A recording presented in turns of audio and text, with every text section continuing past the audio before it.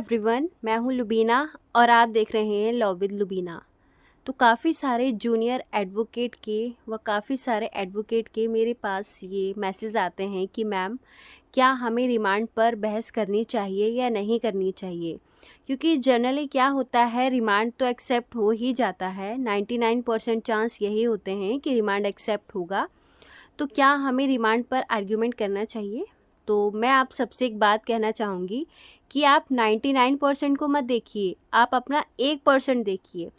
1% तो चांस होते हैं ना कि रिमांड रेफ्यूज्ड हो सकता है, तो क्यों ना आप उस 1% पे मेहनत कीजिए। मेरी राय आपसे यही रहेगी कि आप रिमांड पर ज़रूर आर्ग्यूमेंट कीजिए, क्योंकि कभी कभी पुलिस ऐसे सेक्शंस में रिमांड लेकर आ जाती है जो कि नहीं बनते हैं। पुलिस को खुद ही नहीं पता होता उन सेक्शंस के बारे में। तो अगर आपको जानकारी है तो आप क्या कर सकते हैं, मजिस्ट्रेट साहब से बोल सकते हैं, पहले उसकी कंटेंट पढ़िए, फिर उसके एसेंशियल्स देखिए कि जो सेक्शन लगाया गया है क्या उसमें उसके एसेंशियल एलिमेंट हैं। अगर उन सेक्शन में रिमांड नहीं होता है तो आप जज साहब को बोल सकते हैं कि ये सेक्शन तो गलत लगाया गया है, ये सेक्शन नहीं बनता है।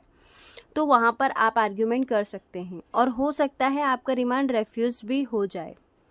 अगर जैसे मान लीजिए पुलिस जो है 24 घंटे के बाद अगर किसी एक्यूज्ड को लेके आती है, तो सेक्शन 57 सीआरपीसी में बता रखा है कि 24 घंटे के अंदर अंदर मजिस्ट्रेट साहब के सामने पेश करना होगा किसी भी एक्यूज्ड को। तो अगर 24 घंटे से ज़्यादा तक का टाइम है तो आप बोल सकते हैं कि इस रिमांड को रेफ्यूज़ किया जाए।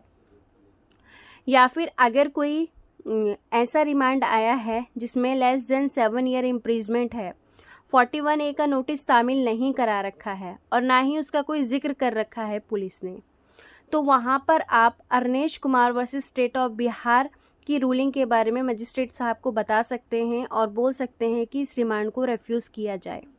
अब यहाँ पे क्वेश्चन ये उठता है कि आखिर रिमांड पे हम बहस कैसे करें और क्या बोलें।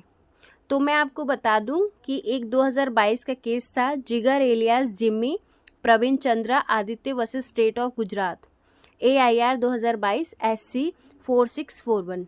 तो इस केस में ये कहा गया था कि एक्यूज्ड को पूरा राइट है कि उसे भी सुना जाए और उसके पक्ष को सुनने के बाद ही रिमांड एक्सेप्ट हो या फिर रेफ्यूज्ड हो। तो यहाँ पर आपका अधिकार ये है कि आप जिसकी तरफ से पैरवी कर रहे हैं पूरा ईमानदारी से करें और रिमांड पे बहस ज़रूर करें। ज़्यादा से ज़्यादा चीज़ों को बताएं, जो भी पुलिस की कमियां हैं उन सब के बारे में बताइए। जैसे कि अगर पुलिस लेके आई है 306 का रिमांड लेके आई है, तो वहाँ पर आप बोल सकते हैं कि 306 IPC के लिए 107 IPC के एसेंशियल्स होना ज़रूरी होते हैं। अबेटमेंट टू सुसाइड के लिए पहले अबेटमेंट का होना ज़रूरी होता है। अबेटमेंट के लिए 3 चीज़ों का होना ज़रूरी होता है। सबसे पहली चीज़ है कि उसको इंस्टिगेट किया गया हो, उस पर्सन को जिसने सुसाइड की है।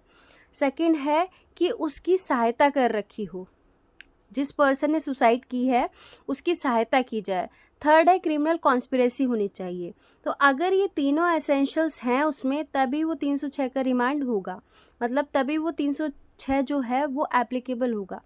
लेकिन पुलिस जनरली क्या करती है, कोई भी कैसे भी सुसाइड कर रहा है 309 को 306 में कन्वर्ट करके ले आती है। तो आप अपने रिमांड पर आर्ग्यूमेंट में ये सब बातें बोल सकते हैं। बाकी अभी एक कॉन्सेप्ट चल रहा है, प्री अरेस्ट अरेस्ट का चल रहा है, तो आप ये भी पूछ सकते हैं कि क्या आपने, अगर आपको ये लग रहा था कि ये सस्पिशियस है, ये जो एक्यूज्ड है अभी इसके पास से कोई बरामदगी नहीं हुई है, सिर्फ हम संदेह के आधार पर इसको उठाकर लेके आ रहे हैं, तो आप ये क्वेश्चन पूछ सकते हैं कि क्या आपने PLVs को इन्फॉर्मेशन दी थी, क्या पैनल एडवोकेट को इसकी इन्फॉर्मेशन दी थी अरेस्ट करने से पहले। तो ये सब क्वेश्चन आप पूछ सकते हैं और रिमांड पर अच्छे से आर्ग्यूमेंट कर सकते हैं। और आपकी अप्रोच यही होनी चाहिए कि ये रिमांड जो है वो रेफ्यूज्ड किया जाए।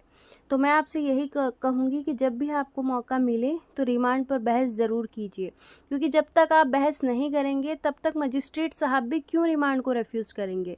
तो अपना वर्जन पूरा रखिए, दूसरी पार्टी को भी अधिकार है सुनने का, तो अपना राइट जो है उसका पूरा यूज़ कीजिए।